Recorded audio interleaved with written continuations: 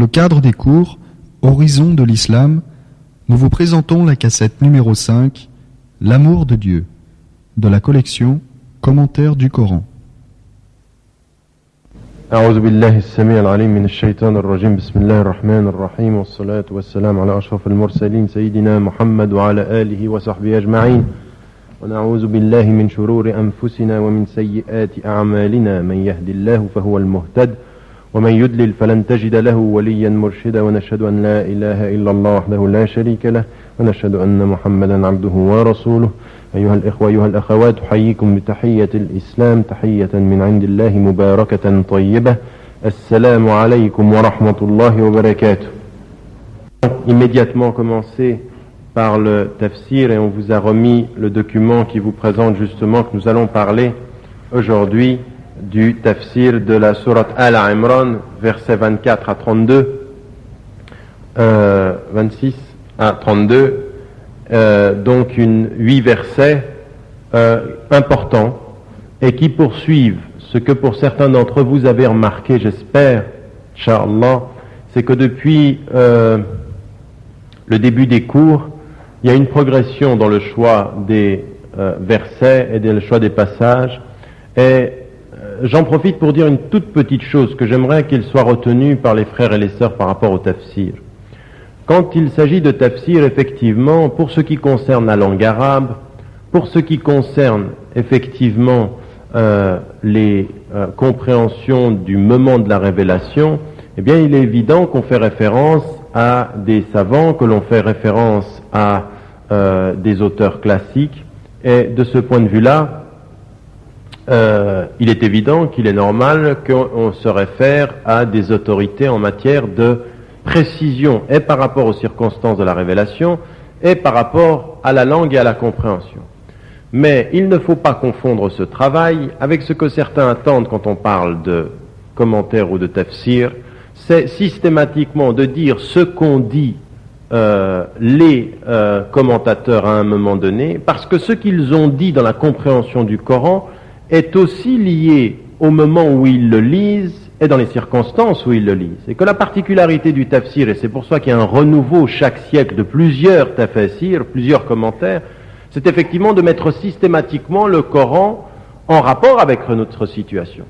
Donc on comprend à partir de sources et à partir d'éléments qui sont effectivement des sources fondamentales, mais à côté de ceci, il y a toujours à garder la relation vivante avec ce Coran, et que certains parfois disent oui, mais tu fais une interprétation par rapport à notre situation. Mais bien entendu, le Coran est éternel pour tous les temps et tous les lieux. C'est par rapport à notre situation que nous, musulmans vivant en Europe, et vous en particulier dans la situation qui est la vôtre ici à Paris et dans les alentours, il faut garder cette relation vivante avec le Coran, dans le commentaire du Coran. Raison pour laquelle, quand on a demandé à un cheikh de ce siècle, quel est le meilleur des commentaires?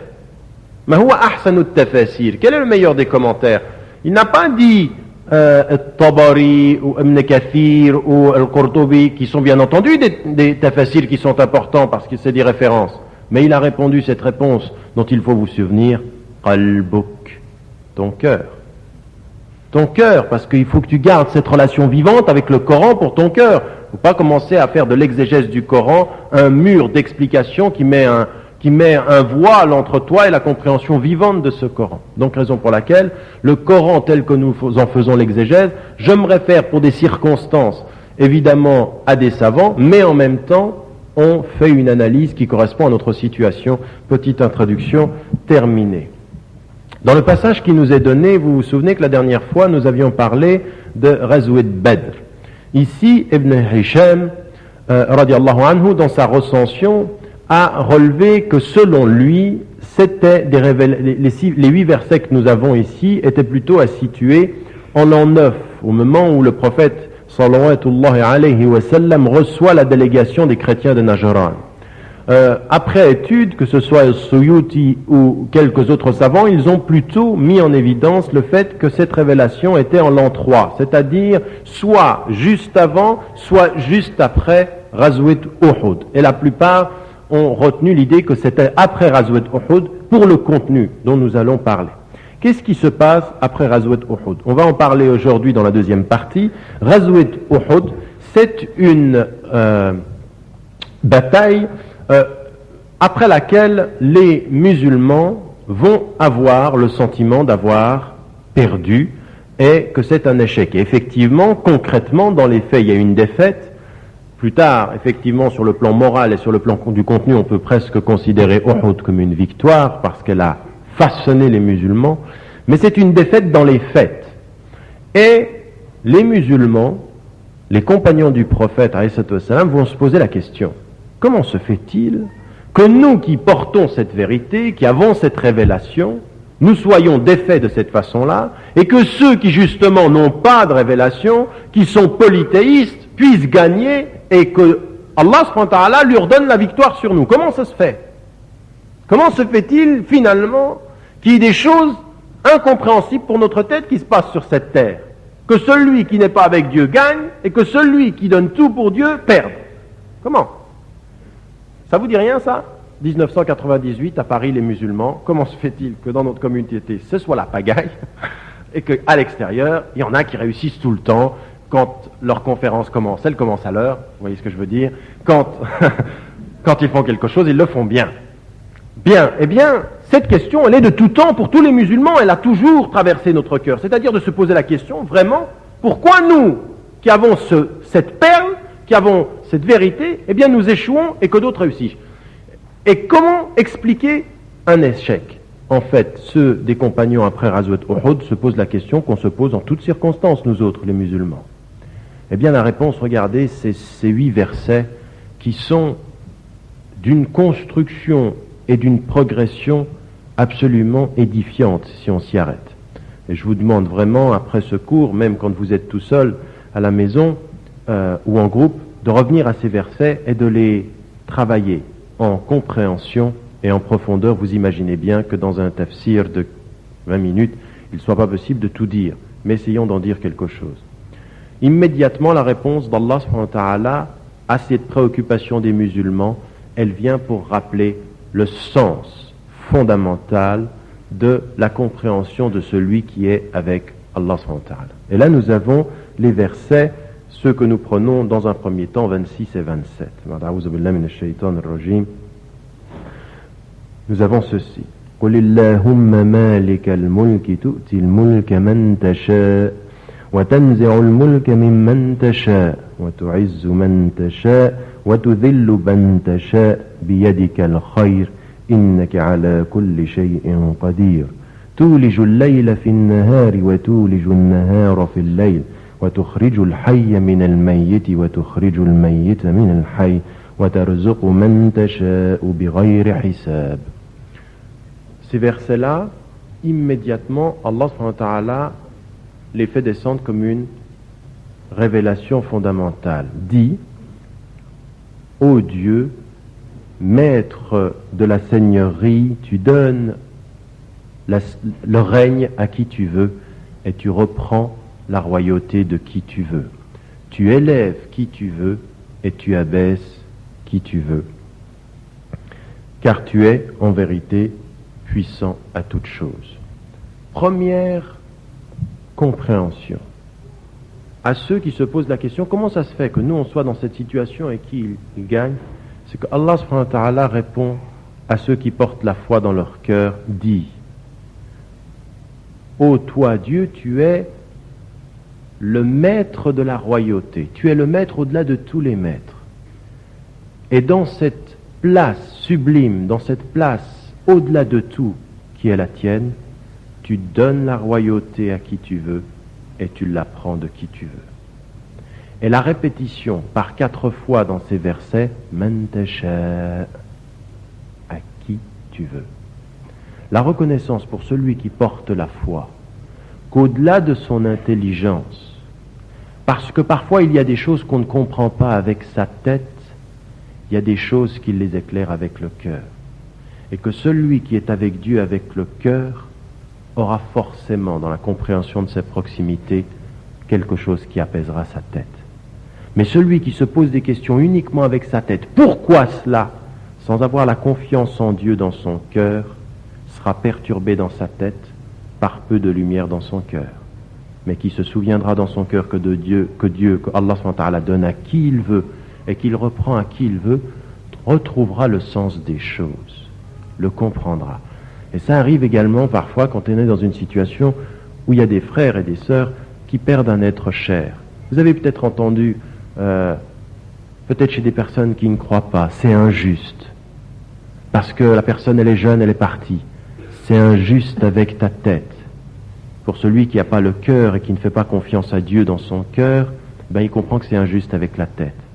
Mais notre foi, elle est dans le cœur, et le cœur est destiné à apaiser les questions de notre intelligence. Et il nous est dit ici, celui qui décide de tout, c'est Allah subhanahu wa ta'ala. Il donne et il prend. Et il élève et il abaisse. Et il est puissant sur toute chose. Rappel fondamental aux croyants, quand votre intelligence ne comprend pas une chose, faites confiance avec votre cœur au maître des choses. C'est lui qui décide. Et qu'en toute chose, il y a une épreuve. Une épreuve pour ton intelligence, une épreuve pour ta situation sociale, une épreuve pour ta situation de conflit avec les autres. La confiance en Dieu pour apaiser l'intelligence de celui qui pourrait oublier Dieu et oublier que Dieu décide. Réponse fondamentale. Elle est fondamentale et c'est une réponse sur laquelle chacun d'entre nous, ceux qui portent la foi, doivent en permanence revenir. Quand ton intelligence trouve une chose injuste, demande à ton cœur de se souvenir que le Dieu de la justice décide.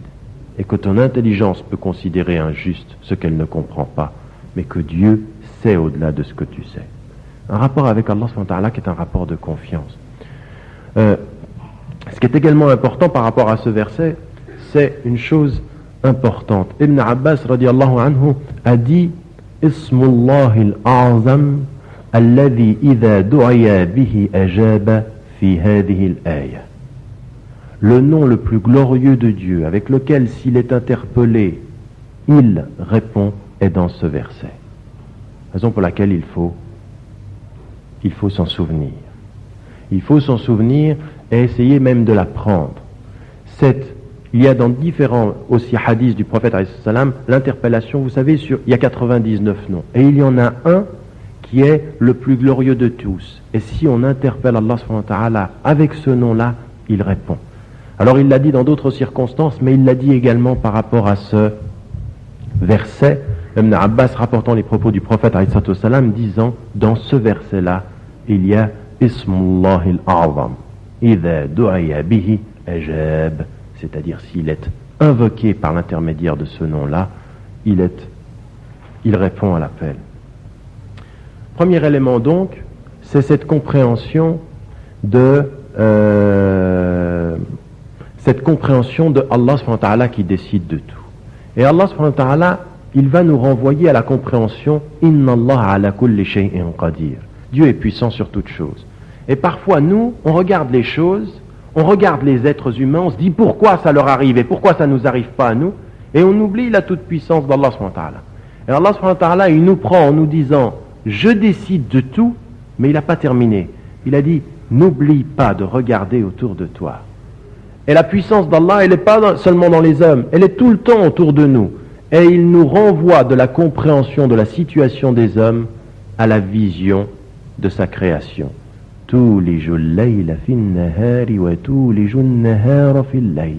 Tu fais s'entrepénétrer la nuit dans le jour et le jour dans la nuit. En d'autres termes, si parfois tu aurais, avec ton intelligence, tendance à ne pas comprendre, tourne-toi vers le monde et regarde ce miracle du jour et de la nuit et souviens-toi qu'Allah subhanahu wa ta'ala, il décide de tout. Il décide des affaires des hommes comme il a décidé de la succession des jours et des nuits.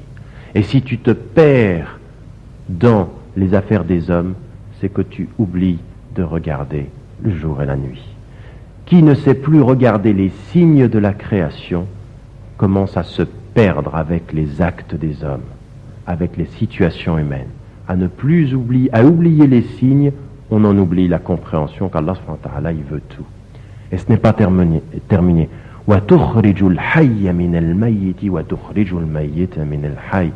Et tu fais sortir le vivant du mort et tu fais sortir le mort du vivant. En d'autres termes encore, regardez les signes et vous verrez qu'Allah subhanahu wa ta'ala, il est au-delà de tout ce que vous pouvez imaginer. Il est le seul qui peut sortir le vivant du mort et il est le seul qui peut faire sortir le mort du vivant. Il donne la vie, il reprend la vie. Et ça nous amène à deux choses, ceci, parce qu'on peut le comprendre littéralement. La première compréhension de ce verset, c'est de dire Allah subhanahu wa ta'ala, effectivement, il donne la vie d'un être et il la reprend. Et les mufassiroun, ceux qui ont fait des exégèses, sont allés encore plus loin. Et ils ont dit, c'est aussi à comprendre dans le sens figuré, au sens que donner la vie, c'est également donner la foi. Comme il est dit dans le verset du Coran, Ya ayyuhalladhina amanu, istajibu lillahi wa lirrasul idha da'akum lima yuhyikum wa'alamu anna Allah yahulu bayna al-mar'i wa qalbi. Ô vous qui portez la foi, répondez à l'appel de Dieu et de l'envoyé quand il vous appelle à ce qui vous fait vivre. Et c'est quoi ce qui vous fait vivre? La foi. Et sachez que Dieu se place entre l'homme et son cœur. Et ici, tukhrijul hayya min al-mayyit, c'est tu fais sortir la foi du cœur mort. Comme tu fais sortir même parfois justement la foi de ce cœur qui était vivant et tu le rends mort. C'est Dieu qui décide de la foi. Et on comprend deux choses dans la compréhension de ce verset. C'est beaucoup d'humilité. Dieu décide de tout. Et d'une autre chose aussi quand on parle aux gens autour de nous. Si un jour vous avez pensé que vous aviez le pouvoir de transmettre les éléments de la foi, ici vous avez une réponse. Dieu seul décide de la vie des cœurs. Jamais quelqu'un d'entre nous ne décide de la vie des cœurs. Nous parfois on est des instruments pour éveiller un cœur, mais celui qui le fait vivre, celui qui décide de la vie des cœurs, c'est Allah subhanahu wa ta'ala. Jamais un être humain.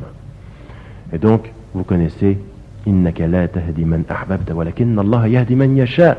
Tu ne mets pas sur la voie qui tu aimes, mais Dieu met sur la voie qui il veut. Premier élément donc, première réponse.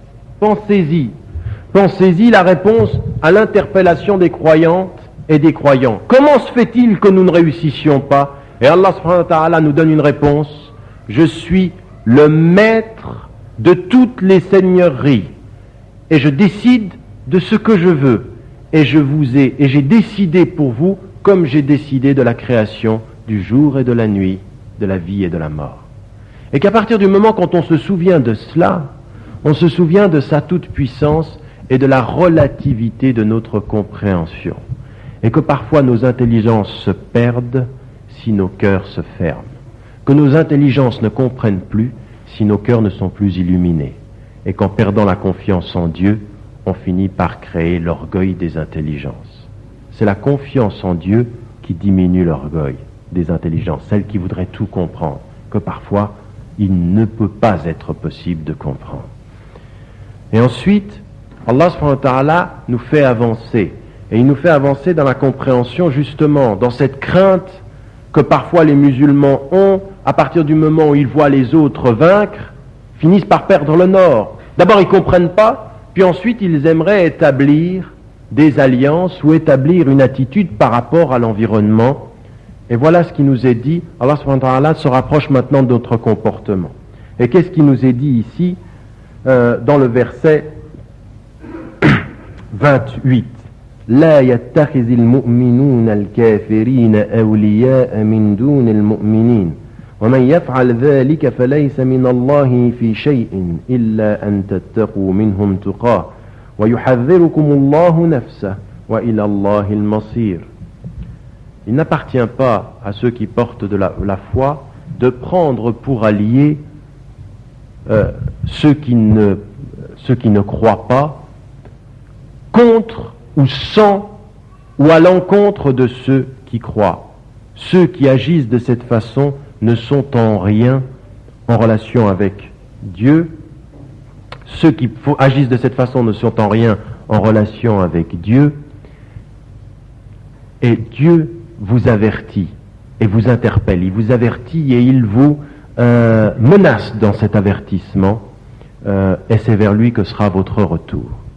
Alors par rapport à ce verset, simplement, il faut une analyse très approfondie, car il a été utilisé ce verset de mille et une façons et parfois de façon tendancieuse dans une lecture très littérale.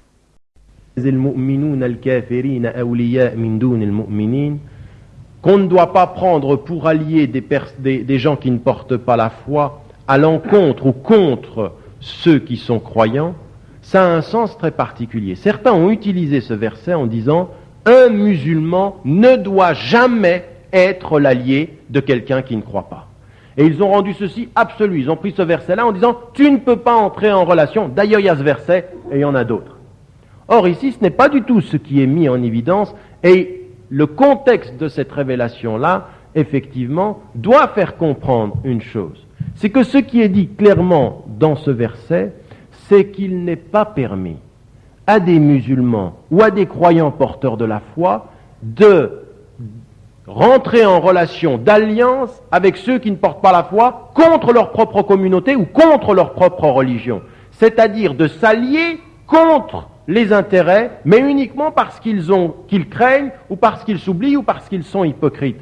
Ce n'est pas l'alliance en tant que telle. Nous l'avions vu dans la vie du prophète alayhi salatu wassalam, qu'il avait eu des alliances et qu'il s'était même appuyé sur des personnes qui ne croyaient pas. Et que le verset du Coran de ce point de vue-là est clair. La yanhakumullah an alladhina lam yuqatilukum fid din wa lam yukhrijukum min diyarikum an tabarruhum wa tuqsitu ilayhim. Dieu ne vous interdit pas contre ceux qui ne vous combattent pas dans la religion ou qui ne vous ont pas sorti de votre demeure, que vous leur témoignez dans tabarruhum. Ici, il y a une notion d'affection, de reconnaissance affective et que vous soyez juste à leur égard. Donc s'il n'y a pas de conflit ici, il y a la possibilité d'établir des situations de respect mutuel et de collaboration dans le respect. Par contre, dans une situation de conflit ou dans une situation où il y a des alliances, alors là, il y a une interdiction ferme. Ce que tu n'as pas le droit de faire, ce qui ne t'est pas permis de faire, et le Coran de ce point de vue-là est clair, c'est de vendre ta religion, ta communauté dans une alliance qui serait une alliance contre ta communauté pour pouvoir paraître gentil, pour pouvoir paraître justement, te faire l'allié de ceux qui luttent contre ta communauté, qui luttent contre l'islam. Alors ça, c'est non. Là-dessus, il n'y a pas de discussion. Il n'y a pas de compromis dans le fait de démissionner des éléments de sa propre foi. Et alors, ça arrive en 1998, comme c'est arrivé dans toute l'histoire, des personnes également qui, par crainte de l'ennemi, finissent justement par prendre pour alliés des personnes qui ne croient pas, contre l'intérêt de leur propre religion et l'intérêt de leur propre communauté, qui oublient leurs frères et leurs sœurs, et qui même vont jusqu'à dire de leur religion des choses qui ne sont pas vraies. C'est-à-dire, par exemple, que vous avez un frère ou une sœur qui prie 5 fois par jour, et que vous allez avoir quelqu'un, pour paraître moderne, devant un public qui ne pratiquerait pas, ou qui ne comprend pas le sens de la pratique des musulmans, en disant « Oui, lui, il est un tout petit peu extrémiste, il est un tout petit peu fermé. » Pardon ? Depuis quand est-ce que tu peux tenir des propos comme ça pour un public pour paraître gentil, alors que tu es en train de trahir ta religion qui te dit qu'il faut prier? Si toi tu ne le fais pas, ça te regarde. Mais de dire de ton frère ou de ta sœur qui prie, ou quand elle se voile, ou quand elle pratique sa religion qu'elle est fermée, c'est vendre la parole de l'islam pour paraître gentil, alors que tu t'allies avec des gens qui n'attendent de toi que cette parole-là. Là-dessus, il n'y a pas de discussion. On ne fait pas alliance dans la compromission.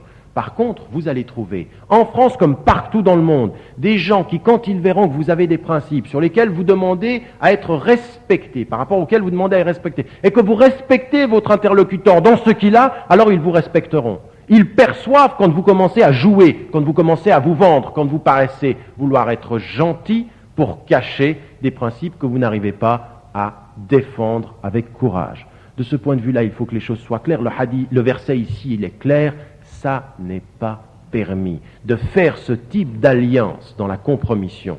Nous, ce qu'on demande de nos interlocuteurs, c'est nous avons une identité, nous exigeons le respect et nous témoignerons du respect. Le respect dans la reconnaissance de ce qu'est notre religion, là-dessus, il n'y a pas de compromission. On ne joue pas avec ces choses-là, comme on ne joue pas avec les alliances, comme vous n'entendrez jamais de ma bouche une parole qui, pour que vous me prouviez gentil, serait une trahison de ceux qui sont mes frères et mes sœurs dans leur pratique et dans leur vie quotidienne. Je ne trahis pas ni ma foi, ni mes frères, ni mes sœurs pour paraître gentil. Mais par contre, j'aurai une parole de vérité et demanderai le respect de mes interlocuteurs comme je les respecterai. C'est ça le véritable dialogue, et c'est ceci qui est dit. Pas de présentation ou d'alliance avec ceux qui ne seraient pas de votre confession dans la négation de votre communauté ou la négation des principes de votre religion. Mais quand les termes de la relation sont clairs, alors c'est permis en islam d'avoir ces relations-là. Alors il y a deux choses qu'il ne faut pas faire. Retenez-le sur la base de ce verset rapidement. Deux choses qu'il ne faut pas faire. La première, c'est vouloir paraître tellement gentil, tellement transparent que tu n'es plus rien du tout. Tu es tellement ouvert qu'il n'y a plus rien. Tu as tout donné, tout vendu. Puis l'autre, c'est pour vouloir montrer que tu es tellement présent qu'il n'y a plus de dialogue possible. Je suis tellement là qu'il n'y a que moi qui parle. Je suis ceci, et il n'y a pas de discussion là-dessus, et on ne peut pas... Non, ça, de l'autre façon, et il n'y a pas de relation avec les koffars, parce que ce sont tous des koffars, tu comprends bien. Pas de discussion. Cette attitude-là, les deux extrêmes sont les deux extrêmes erronés. De ce point de vue-là, il faut trouver une voie qui soit une voie du juste milieu, la voie de j'ai mes principes, j'ai ma pratique, je fais partie d'une communauté de foi, je demande à ce qu'elle soit respectée et je dialogue dans le respect. Je ne dialogue pas dans la compromission. Je ne dialogue pas dans le fait de me vendre pour paraître gentil. Ce verset-là, il faut le comprendre et de savoir une chose, c'est que Allah subhanahu wa ta'ala, il nous dit, il nous avertit. Il vous avertit contre lui-même. Attention à ceux qui trahiraient cet enseignement-là. Et de ce point de vue-là, c'est à lui que nous retournons. Et il y a juste une exception. C'est-à-dire, sauf si vous craignez d'eux une persécution. Alors, qu'est-ce qui est permis dans ce cas-là, qu'on soit clair? Ce qu'on appelle le taqiyya, c'est-à-dire le fait de cacher. Alors, certains l'ont utilisé parfois par rapport à la tradition chiite, dans laquelle il y a cette référence-là. Dans la tradition de Ahl Sunnah wal Jama'a, il y a effectivement ce terme-là. Par exemple, je vous donne un exemple.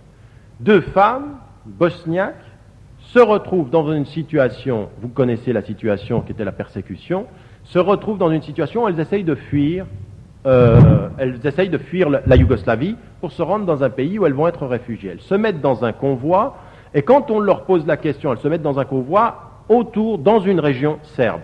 Et quand les Serbes l'arrêtent et posent la question, est-ce que vous êtes musulmane? Elles disent avec la langue non pour protéger leur vie, mais avec le cœur elles le sont. Ça, c'est une chose qui est permise. Comme l'a dit Ibn Abbas, radiallahu anhu, at-taqiyya bil-lisani la bil-amal. C'est-à-dire, c'est avec la langue qu'on ne le fait, pas avec les gestes. On ne va pas commencer à se vendre, non. Par contre, avec la langue, le fait de préserver sa foi à l'intérieur, et puis dans une situation où c'est une situation où c'est ça ou la mort, ben vous avez le droit de le faire. Mais attention, dans une situation de vie et de mort, pas que certains sortent de la salle et disent « Ah oui, moi je suis dans une situation de menace. Non, je ne suis même pas musulman, tu pries. Non, non, rien du tout. Je suis très gentil. » Non, ça c'est dans des situations limites. Parce qu'il y en a qui sont un tout petit peu par rapport à ça, qui le comprennent très très mal, disant il faut paraître tellement invisible que finalement, ils disent avec leur langue des choses qui ne sont pas à la mesure des dangers qu'ils vivent. Bien, on continue ceci en voyant une chose par rapport à la révélation, c'est que Allah subhanahu wa ta'ala, après nous avoir donné une réponse sur le monde, il vient tout près de nous en nous disant, vous voyez dans ceci, la réalité de votre relation avec ceux qui ne sont pas musulmans, avec les musulmans, avec votre religion, qu'est-ce qui en est le paramètre? Ce qui en est le paramètre, c'est ce qui se passe à l'intérieur de votre cœur. Et regardez, tous les jours, layla fin nahar, il nous a parlé du jour, de la nuit, de la création des cieux et de la terre, et ensuite il nous a ramenés dans notre cœur. Et dans notre cœur, qu'est-ce qu'il dit? Il dit ceci, قُلْ إِن تُخْفُوا مَا فِي صُدُورِكُمْ أَوْ تُبْدُوهُ يَعْلَمْهُ اللَّهُ. Si vous cachez ce qui est dans vos poitrines, ou si vous le montrez, Dieu le saura. وَيَعْلَمُ مَا فِي السَّمَاوَاتِ وَمَا فِي الْأَرْضِ وَاللَّهُ عَلَى كُلِّ شَيْءٍ قَدِيرٌ. Et il sait tout ce qu'il y a dans les cieux et dans la terre, et sur toute chose, il est puissant. Et cette réalité-là, elle est finalement là. C'est là que ça se passe. Quand tu te poses la question, est-ce que c'est juste et pas juste, Allah subhanahu wa ta'ala, il nous a donné, regarde, il est le maître de la royauté. Regarde, il est le maître de la création. Regarde, il est le maître de la vie et de la mort. Et il nous dit, attention à ne pas prendre de relation dans la trahison de votre être. Et que le vrai paramètre de ça, il n'est pas dans ce que tu fais seulement, il n'est pas dans ce que tu montres, il est très exactement à l'intérieur. In turfu ma fi sudurikum aw tubdu. Que vous le montriez ou que vous le cachiez, Allah subhanahu wa ta'ala, il le sait parce qu'il sait toutes choses.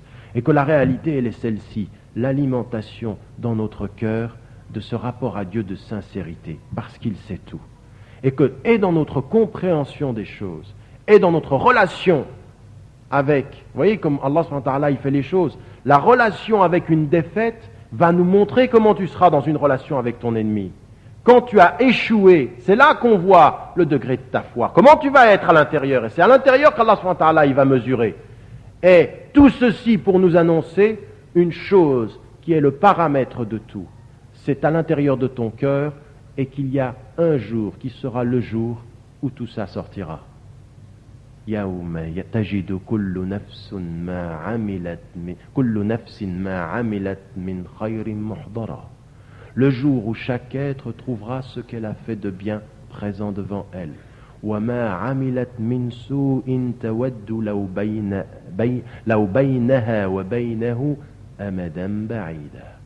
Le jour où chaque être verra ce qu'il a fait de bien présent et ce qu'il a fait de mal, elle aimerait qu'entre ce jour et elle-même il y ait une très longue distance, une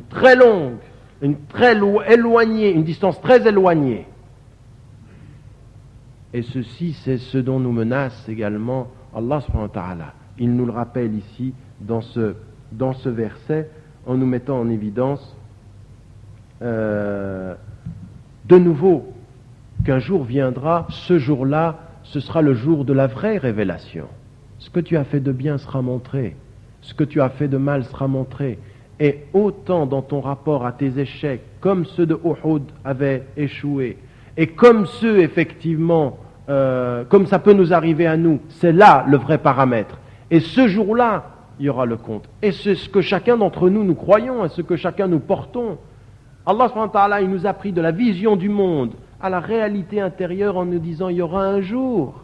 Et ce jour-là, c'est ce jour-là où tu verras ce que tu as fait de bien. Ce jour-là où tu verras ce que tu as fait de mal. Et ce jour-là, tu aimerais qu'il soit loin de toi. Et Allah, il nous dit وَيُحَذِّرُكُمُ اللَّهُ نَفْسًا. Et Dieu, il vous menace, il vous avertit contre lui-même de cette menace terrible. Mais immédiatement après nous avoir dit attention à cette réalité-là, attention à justement ce rapport à lui. وَاللَّهُ رَؤُوفٌ بِالْعِبَادِ. Et Dieu est toute générosité et bonté pour les serviteurs. Au moment où il nous rappelle cette menace-là, il rappelle immédiatement après qu'Allah subhanahu wa ta'ala, il est bon pour ceux qui sont ses serviteurs. En même temps, une compréhension très très ferme de ce qui est notre religion, de ce qui est notre rapport à ce jour qui sera le jour du dévoilement, en même temps de savoir que Dieu sera précis, mais que Dieu est miséricordieux. Inna rahmati sabaqat ghadabi, c'est-à-dire selon le hadith al-Qudsi, ma miséricorde précède ma colère. Mais colère, il peut y avoir. La miséricorde précède la colère, mais colère, il peut y avoir. Mais miséricorde, il y a. Et donc, de ce point de vue-là, de se souvenir que c'est ce jour. Et tout cet enseignement, il finit, écoutez bien, tout l'enseignement de ce verset, de ce doute des compagnons à un moment donné, qu'est-ce qui justifie notre défaite? Et Allah subhanahu wa ta'ala de rappeler, je décide, soyez sincères, soyez justes, sachez qu'un jour viendra où votre sincérité sera mise à l'épreuve. Regardez la réponse finale, le dernier élément, le dernier verset, qui sont les deux versets que nous allons étudier maintenant, le 31 et le 32.